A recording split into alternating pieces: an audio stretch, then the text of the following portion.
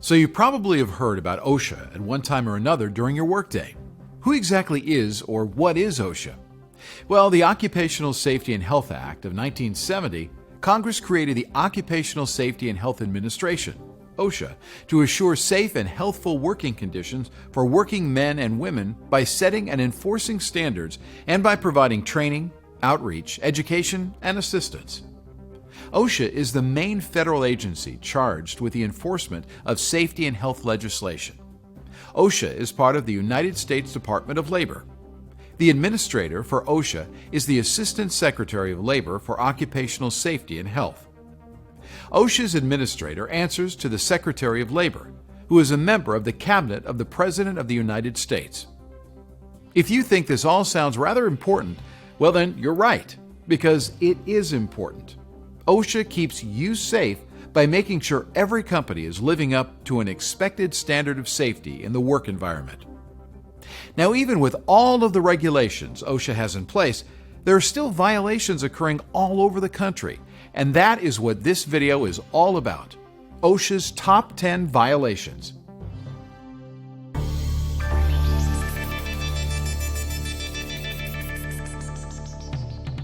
These are the top 10 most frequently cited violations resulting from inspections of work sites by federal OSHA. They include fall protection, hazard communications, scaffolding, respiratory protection, powered industrial trucks, lockout tagout, ladders, electrical wiring methods, machine guarding, electrical general requirements. Now, there is no way we can cover each subject in its entirety in this short video, but this will serve as a guide to help you understand common safety aspects in each of their categories. Let's start with fall protection.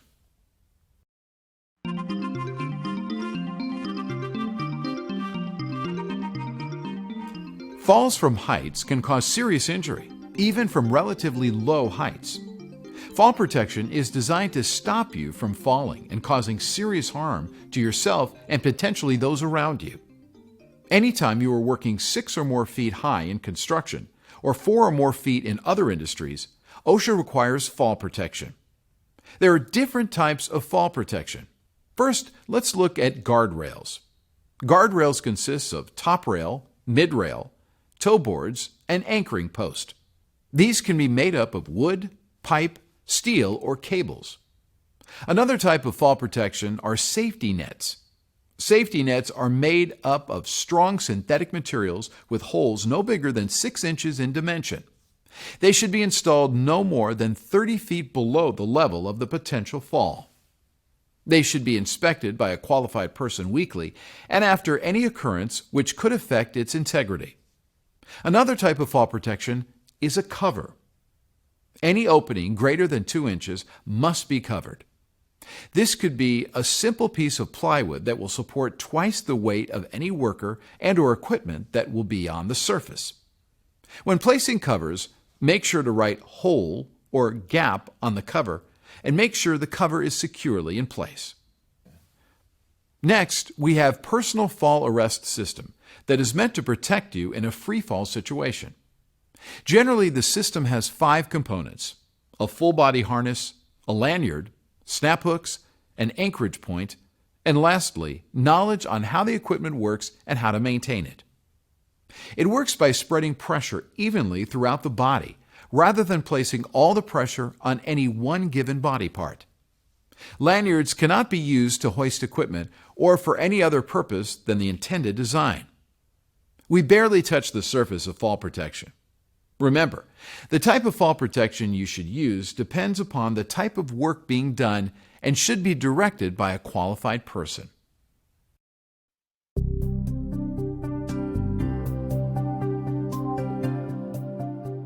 Protecting associates and the environment from exposure to chemicals are 2 important considerations in your company's overall safety and health program.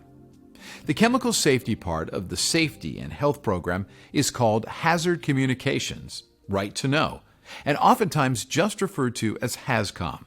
But it's really information you need to know to protect yourself from potential hazards associated with the use, handling, storing, and disposing of chemicals and other hazardous substances.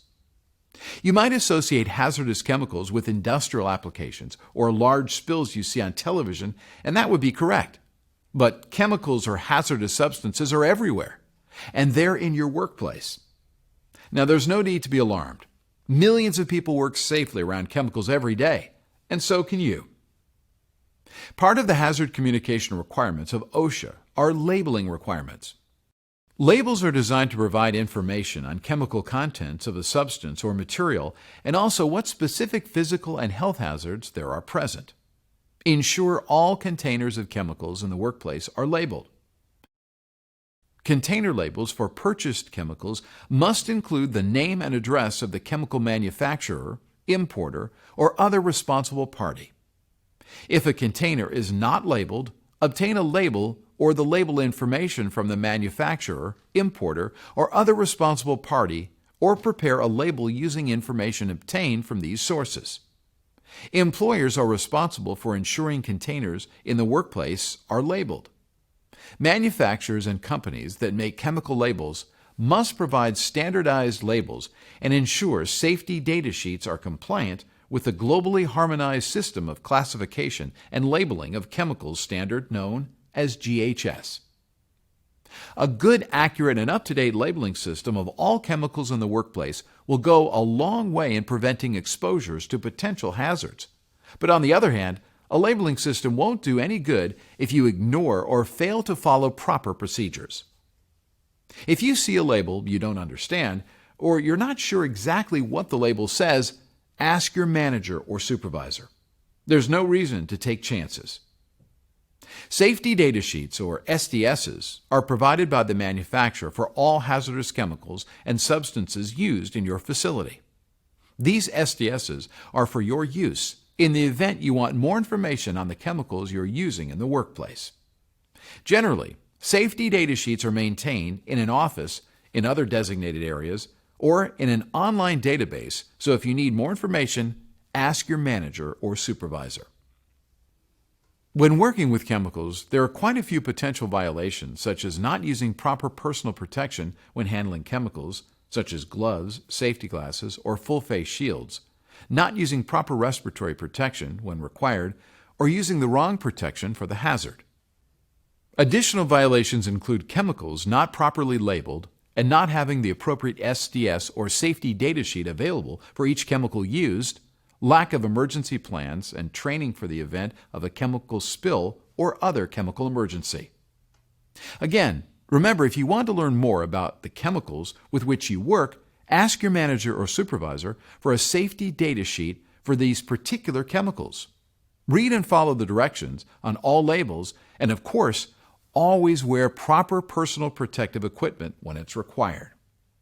Use your experience and good judgment and take time for safety. It's worth it.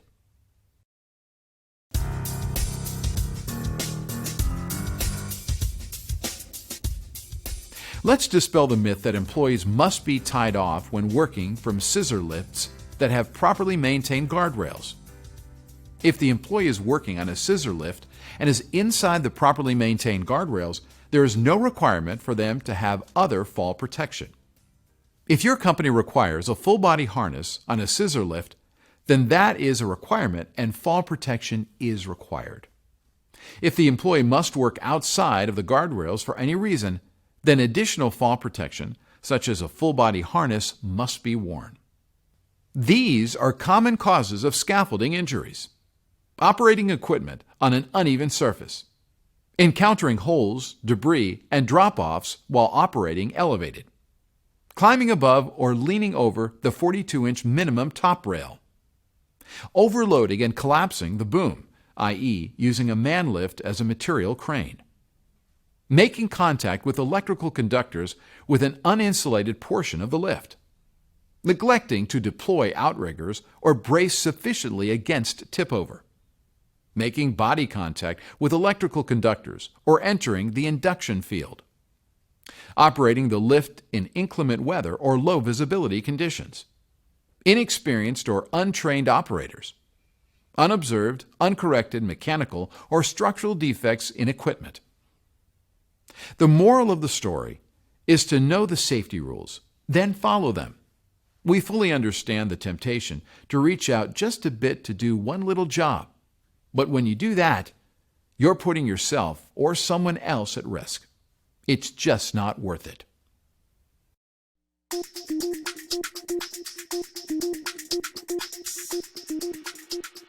There are common respiratory hazards that could cause a violation. Your shop should be well ventilated and/or filtered. Inspect these systems regularly to make sure they are working properly. Be conscious of any activity you perform that may create smoke, mist, or fumes. Some respiratory hazards require the use of a respirator. The first common mistake is not knowing when to wear a respirator. The second common mistake is not knowing what type to wear. The third common mistake is wearing a respirator that doesn't fit properly. So, know the hazards in your work area, know the correct respirator and cartridge to use, and have your respirator professionally fit tested for you. Proper respirator use requires training and certification. Before you use one, make sure you're trained and authorized to do so.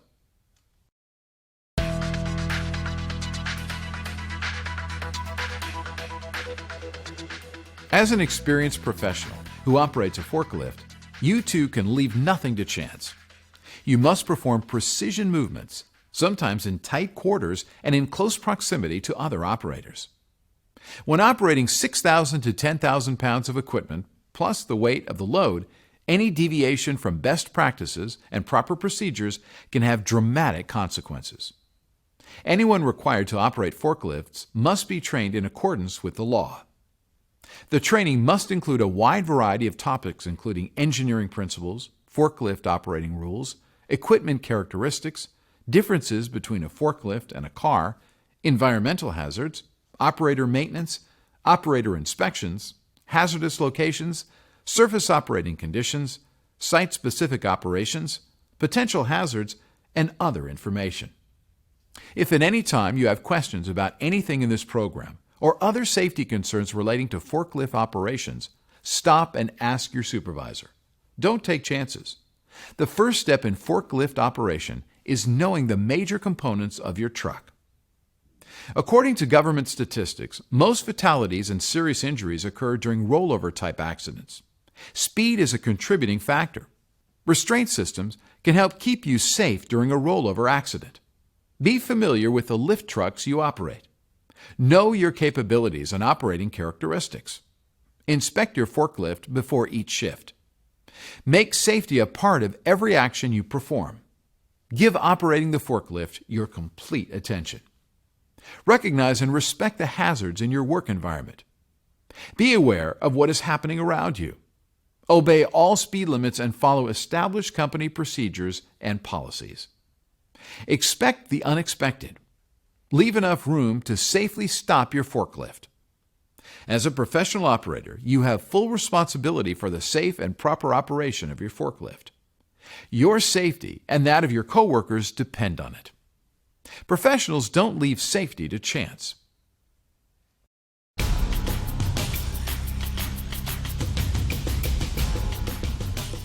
Control of hazardous energy sources, or Lockout Tagout, is a program that organizations must implement for the safety of all employees. Approximately 3 million workers service equipment and face the greatest risk of injury if Lockout Tagout is not properly implemented. Compliance with the Lockout Tagout standard prevents an estimated 120 fatalities and 50,000 injuries each year. Before we go any further, let's discuss the two different categories of employees requiring knowledge and training in Lockout Tagout procedures. The first category is authorized employees. These are maintenance personnel who actually use lockout and tagout procedures while they are repairing or maintaining equipment. The second category is affected employees. This describes any employee who uses or works around equipment and machinery. It's recommended that virtually all employees be in the affected employee category. To adequately protect both authorized and affected employees, the machine's energy source or sources must be disabled. The first thing to do is to identify all hazardous energy sources associated with the machine. Remember, electricity is not the only form of hazardous energy. Control of hazardous energy systems also includes mechanical, hydraulic, pneumatic, chemical, thermal, and other energy sources. Once identified, these sources must be then controlled, and the device controlling the energy must be secured and verified. Energy is considered adequately controlled or isolated when an unplanned event, such as someone attempting to turn the machine on, will not override or bypass the control. The only exception to lockout tagout procedures is equipment that is powered only by a cord and plug. In this instance, the cord and plug must remain in the control of the person performing the repairs, or the plug itself must be locked out. All other equipment being serviced or repaired that poses a hazard must be locked out and tagged before the service or maintenance is performed. Once the energy source has been locked out, try the equipment to ensure that your lockout tagout procedures have been effective. Remember, lock, tag, and try. Lockout tagout is a vital part of injury prevention, so if you're not sure about a particular procedure, ask your supervisor. Don't take chances, because failure to properly lock out and tag out when necessary can lead to potentially serious injury.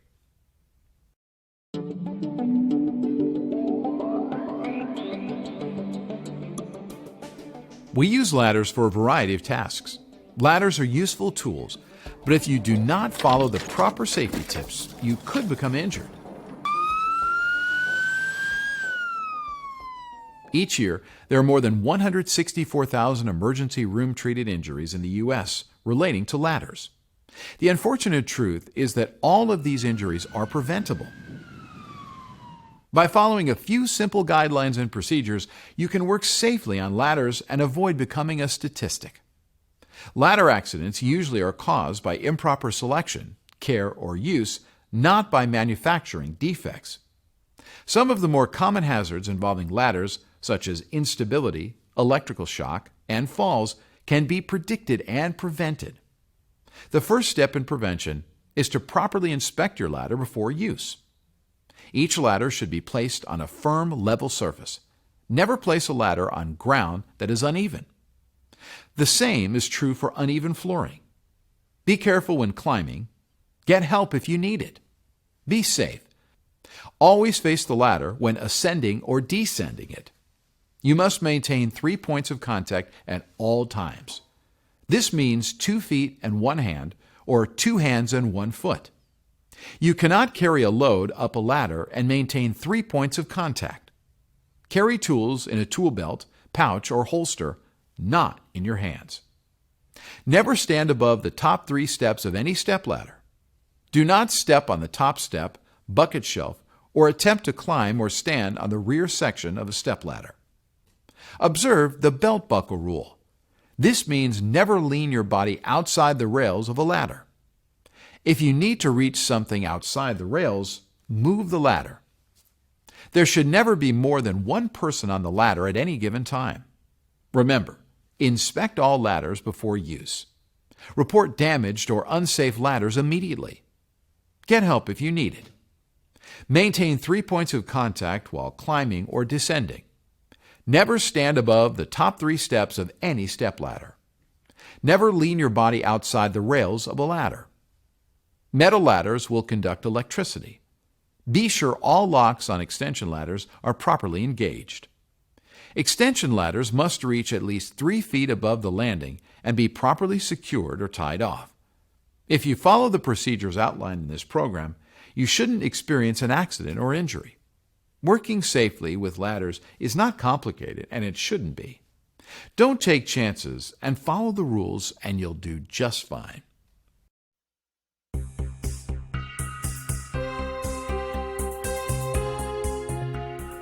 Wiring methods. Now, there are numerous ways in which you can incorrectly wire a system.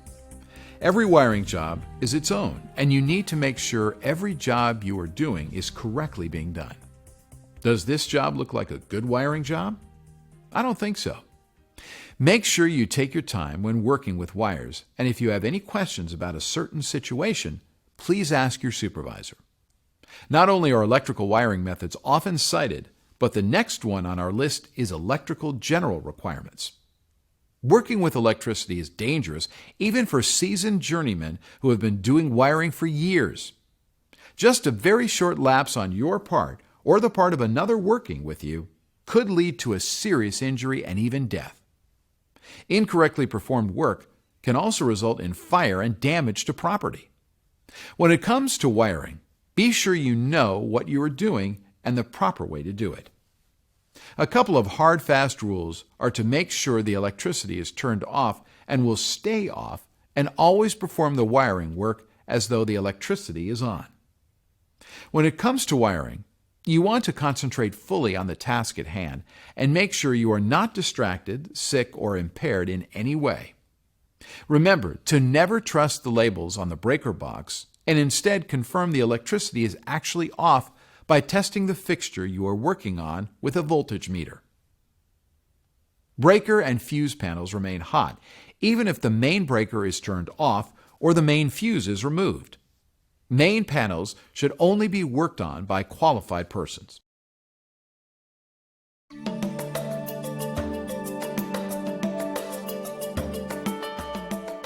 Electrical general requirements seems vague.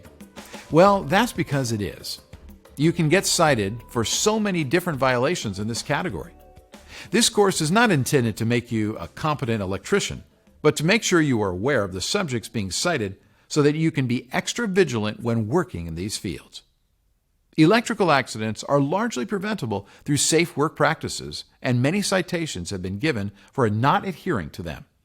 Some of those include the following: not de-energizing electrical equipment before inspection or repair, not keeping electric tools properly maintained, not exercising caution when working near energized lines, not using appropriate protective equipment, not using insulated tools, not using listed or labeled portable tools and appliances protected by an approved system of double insulation or its equivalent, and not using lockout tagout procedures. In addition, electrical cords must be inspected for any fraying or displaced insulation, as well as ensuring the ground prong is intact.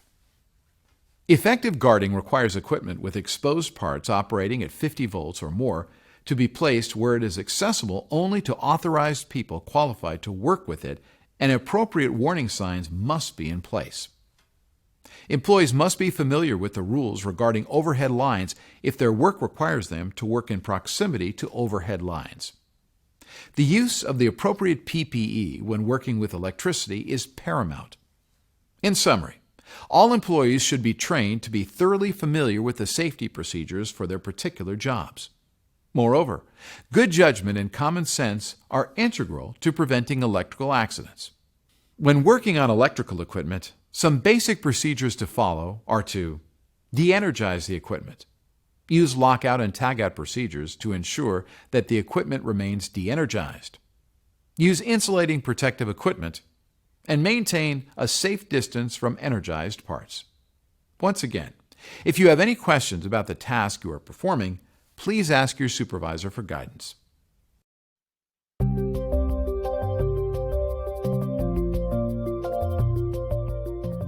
Machinery is another frequent target of OSHA citations.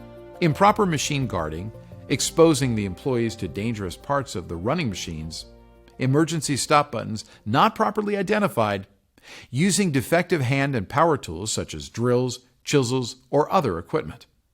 The first rule is to never use any tools, machinery, or equipment unless you have been trained and authorized to do so by your employer. Never attempt to repair or clear a jam from any equipment you are using. Report the problem to your supervisor so it can be repaired by authorized personnel. Before you use a power tool or equipment, inspect the cord and plug to ensure that they are in good shape and free from cuts, cracks, or exposed wires. Always use the proper tool for the job. Some machinery you work with is equipped with guards that protect operators from dangerous moving parts.